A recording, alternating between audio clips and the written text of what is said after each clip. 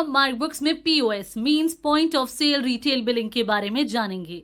POS basically एक digital machine है जिसके द्वारा आप अपनी बिलिंग को स्मूथ और फास्ट कर सकते हैं।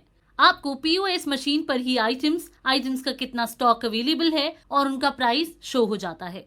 आप बिलिंग के टाइम स्क्रीन पर टच करके या बारकोड के थ्रू आइटम्स को बिल में लोड कर सकते हैं और चुटकियों में बिल जनरेट कर सकते हैं।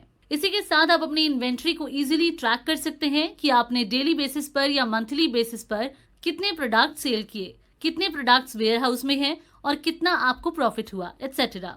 आइए देखते हैं मार्क बुक्स में आप कितनी आसानी से POS का यूज कर सकते हैं। इसके लिए पहले आप सॉफ्टवेयर में POS को एनेबल करेंगे, जिसके लिए आप डैशबोर्ड से सेटिंग्स पर आएंगे, कंट्रोल रूम के कॉरेस्पॉन्डिंग कॉन्फ़िगर बटन पर क्लिक करेंगे और यहाँ POS सर्च करके यहाँ से यस सिलेक्ट करेंगे।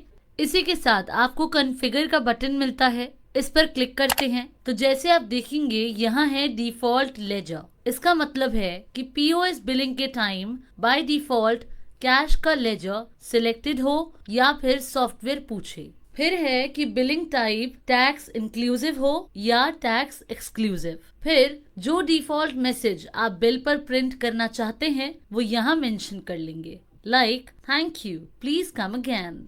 तो इस तरह POS सेटिंग करने के बाद एस्केप की प्रेस करेंगे और सेव कर लेंगे और फिर एस्केप की प्रेस करके कंट्रोल रूम से बाहर आ जाएंगे।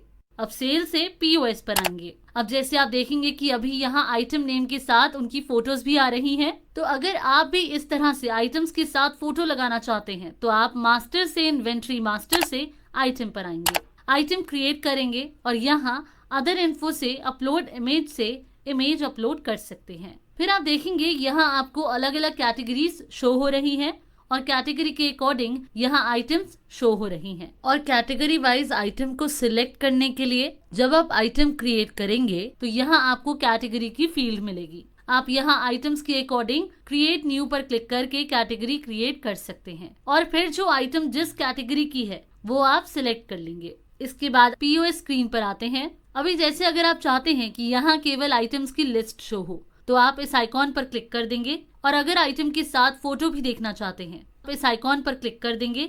फिर यहाँ नीचे स्वैप का बटन है। अगर आप चाहते हैं कि ये सेक्शन लेफ्ट साइड में शो हो, फॉर एग्जाम्पल अगर कोई बिलिंग ऑपरेटर लेफ्ट हैंडेड है तो स्वैप पर क्लिक कर देंगे तो ये सेक्शन लेफ्ट साइड में मूव हो जाएगा। इसके बाद अब बिलिंग करते हैं। कस्टमर का मोबाइल नंबर एंटर करेंगे, डेट सिलेक्ट करेंगे, फिर कैटेगरी सिलेक्ट करेंगे, देन अब आइटम पर टैप करेंगे जो आप बिल में ऐड करना चाहते हैं। तो आप देखेंगे कि आइटम बिल में लोड हो जाएगी।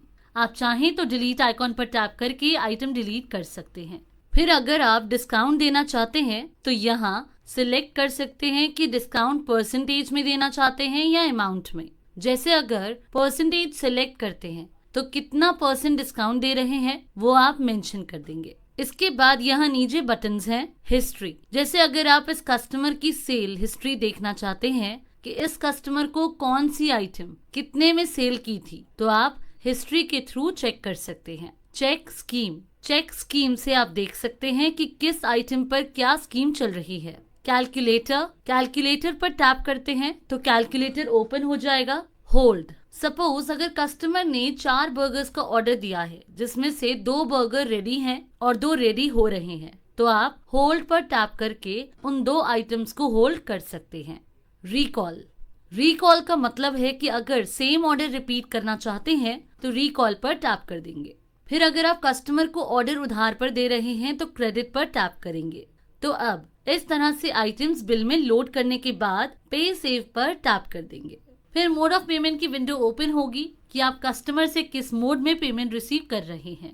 बिल सेव करने के बाद इस तरह से प्रिंट की विंडो ओपन होगी। आप यहां से प्रिंट पर टैप करके बिल को थर्मल प्रिंटर के थ्रू प्रिंट कर सकते हैं और अगर बिल का प्रीव्यू देखना चाहते हैं तो प्रीव्यू पर टैप करके बिल का प्रीव्यू देख सकते हैं। तो इस तरह दोस्तों आपने मार्क बुक्स में POS का प्रोसेस देखा। Thanks for watching.